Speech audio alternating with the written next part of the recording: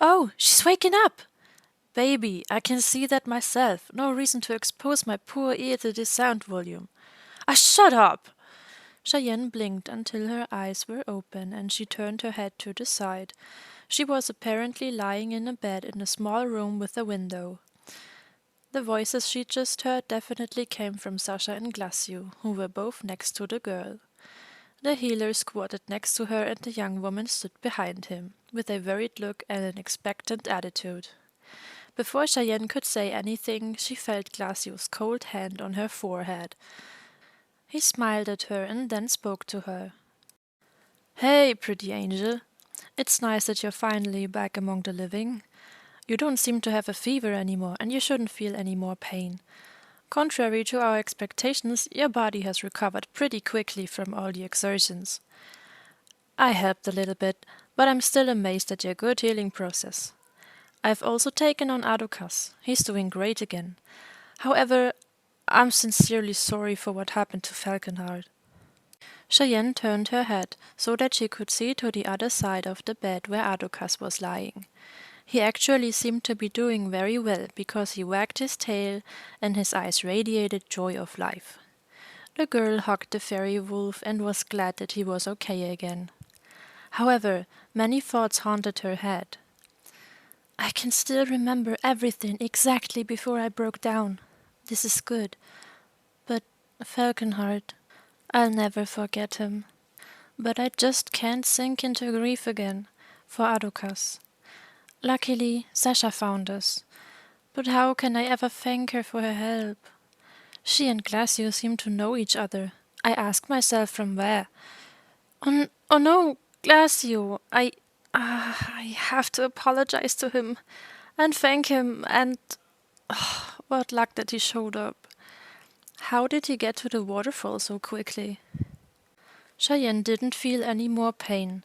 The healer had done miracles, and now that she had rested, she could muster enough strength to talk. Glaczio, I'm so sorry for everything that happened. If it hadn't been for me, your pony would still be alive, and you wouldn't have fallen down the slope. And instead of admitting my mistakes, I just ran away. And now Falconheart's dead because of me. Why do I always put everyone's life in danger? Thank you so much for still helping me and Adocaz, despite everything that happened.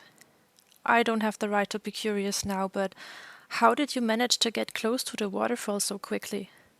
And while I'm already asking questions, where are we here and how long have I slept? Glacio's gaze became soft and empathetic as he answered the girl. Sweetie, it wasn't your fault. Please stop blaming yourself all the time. You're just beating yourself up with it. It wasn't your fault. Nothing was your mistake. You can't help it that the knights are chasing you, and you couldn't have known that the stone path would collapse. And of course I'll help you, even if you just left me standing there like the last idiot. But, well, I assume that you were simply overwhelmed with everything, and so it's understandable that you ran away. To give you an answer to your questions, I first ran after you, and when I came to a river, I followed it on the left side. But I knew you were on the other side, because the ground there on the river bank was quite wet and hoof and paw prints could be seen. I kept walking until I saw the waterfall and a few mutants from the Knight's research lab, but they probably didn't notice me and disappeared into the depths of the forest. Sasha Mouse here told me that they had haunted you, which I can imagine only too well, and you must have already thought that the knights had set them on you. After a short time I came to the waterfall and looked for a place where I could get down. When I finally arrived at the bottom, it was already very late, and I made my way to the village, hoping that you would be here too. But 3 times you can guess who I met then, little angel. Of course you two pretty ones. I, the strong and heroic Xaver in need, then carried you here, and we are now exactly where you wanted to go all along.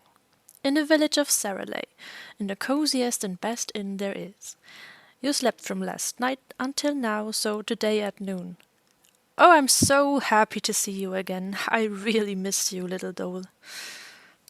Cheyenne sighed, but somehow she also thought it was nice to have met him again. He was right in what he said, and she wasn't entirely to blame. But she had always looked for the faults in herself for as long as she could remember. She did it automatically, even though her grandparents had constantly told her not to feel responsible for everything that went wrong and which she was involved in. The girl would try to listen to Glacio's words and improve this behavior. But at least she was now in Saraley and could look for Xaver. At last I can see him again. So, that is, if he was able to escape the nights and is doing well. I really want to go look for him at once. I should be able to do that by now, and I don't want to stay here any longer and waste valuable time. The faster I find him, the better. But what do we do afterwards? And didn't Glaczio say we were in an inn here? Where does the money for this come from? Ah no, in the end Sasha paid for me, and I can't give her the money back. Cheyenne sat up in bed because she didn't want to lie down anymore. She would definitely ask how they got in here before she went in search of Xaver. Glaczio, Sasha, if we're in an inn here, someone must have paid for this room for me, right? It's very uncomfortable for me now, but I have no money at all to pay off my debts, and Glaczio actually knows that. The healer grinned mischievously, closed his eyes and lowered his head, and now let Sasha have her say. Oh wow, the dear gentleman finally lets me say something. So, first of all, I'm really glad you're okay again. I've been so worried about you, you'll never believe it. And, yeah, no one paid for this room. Glaczio has his very own methods of getting something without money. Even though I don't like them at all, I have to admit that they are sometimes very practical. But I still can't understand it, and I never will. And, believe me, you don't want to know why he usually gets everything for free. But I think that you will find out soon enough anyway.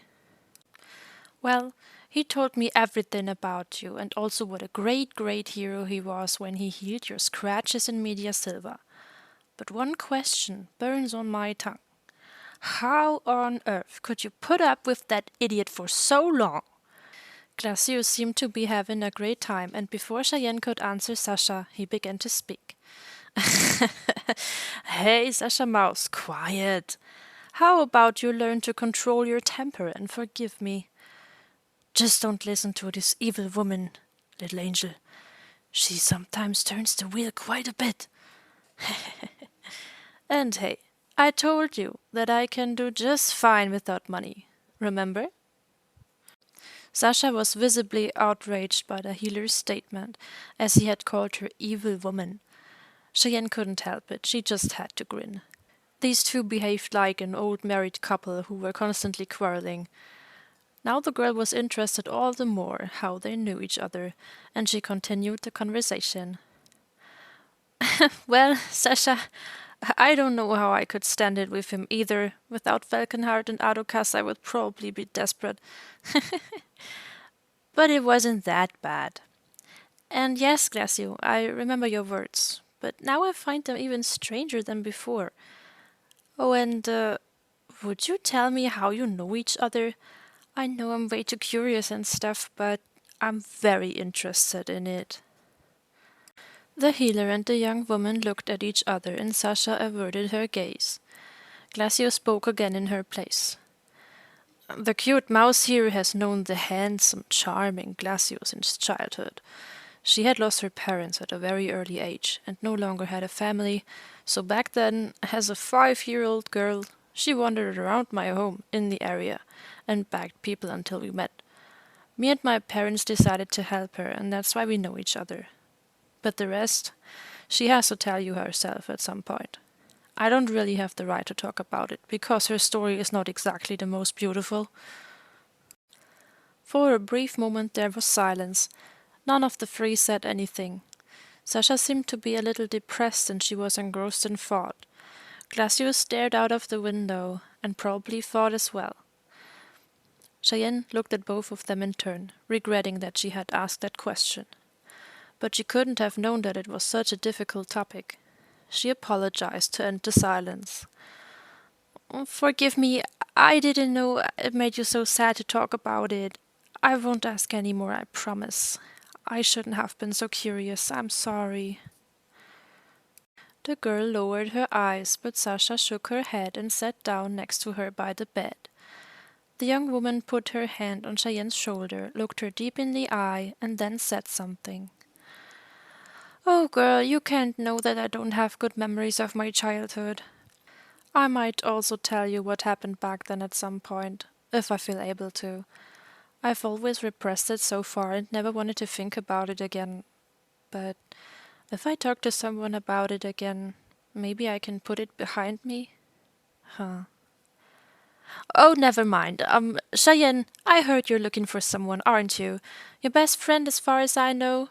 Glaczio said he had to stay in Saraley, so you'll probably search the whole village for him next, huh? Cheyenne nodded because that's exactly what she wanted to do. She wanted to find Xaver as soon as possible. Sasha's sadness had disappeared and she was happy again. Full of enthusiasm, she continued to speak. Nice. Then I'll come with you. You should be fine again, but you never know, and if you suddenly get dizzy or something like that, it's advantageous if I'm there and can help you. There are also knights here, so it's better if you're not alone. Yes, and I actually have another reason why I want to come along. I want to talk to you about something, about the tin cans.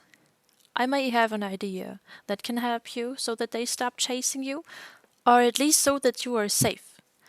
We can leave at any time. I'll follow you. Does she mean the knights buy tin cans? Because of their metal armor? Cheyenne didn't really want to put anyone in danger anymore, but she had the feeling that Sasha couldn't be shaken off anyway. Besides, terrible things only happened when the girl was alone anyway. On the one hand, she wasn't quite comfortable with having someone with her again, because something always seemed to happen to these people somehow.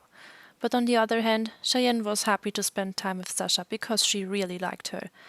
Besides, the young woman had said that she could probably help her. Now I'm taking the help of others again. I really have to come up with something to say thank you. Glaczio and Sasha do so much for me, and I do nothing more than put them in danger and worry them. Cheyenne remembered the young healer's words. He had said that she was not to blame for her situation. The girl tried to believe that, so that she would have a better conscience and accept Sasha's help. Thank you so much, Sasha. As far as I'm concerned, we can start right away. I can't wait to see Xaver. I just hope he's really here. Well, we'll find out. The young woman nodded and stood up. Glaczio did the same and then went to the room door. He winked at Cheyenne and tilted his head before saying goodbye. All right, then you two pretty ones go through the village and I do a few things in the meantime. We'll meet again later here at the inn. Sasha rolled her eyes in annoyance and poisoned the healer. Why did you have to meet Cheyenne? Ah! But I have no choice but to follow you at the moment, because I'll stay with Cheyenne in any case. And if she accepts my offer, we'll get rid of you sooner than you think. Believe me, this will be the best day of my life, and I hope I never have to see you again after that. Sasha didn't seem to like Glaczio. She was always so cheerful and incredibly kind to Cheyenne, but when she talked about or with the healer, she was upset and angry.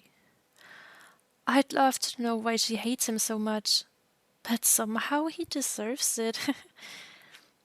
Glaczio seemed to be absolutely unimpressed and justified himself. Hey, you know the reason I'm here, Sasha Mouse. I want to stay with my little angel. The fact that you happen to be here too, I can't help it. I know that you hate me abysmally, and don't forgive me even though so much time has passed since then. But for now, you'll have to put up with me willy-nilly. Besides, you wouldn't even have gotten a room here without me, and my little angel would still be in pain. Maybe you'll reconsider your opinion, sweet mouse. Now he turned to Cheyenne. See you later, doll. Good luck with your search. Then he left the room grinning. Sasha was extremely annoyed with the healer. She had turned quite red in the face and clenched her teeth. Then she took a deep breath in and out and calmed down again. Cheyenne stood up, swayed a little at first, but found her balance again relatively quickly. Adocaz jumped down from the bed and trudged to the door. His legs no longer caused him any problems. The girl and the young woman went to the fairy wolf, and all three left the room. They came to a large room made of wood and were on the first floor. A staircase led to the ground floor, where the reception desk, a sitting area, and a few other rooms were located. Everything was decorated nicely. Overall, the entire inn seemed inviting and friendly.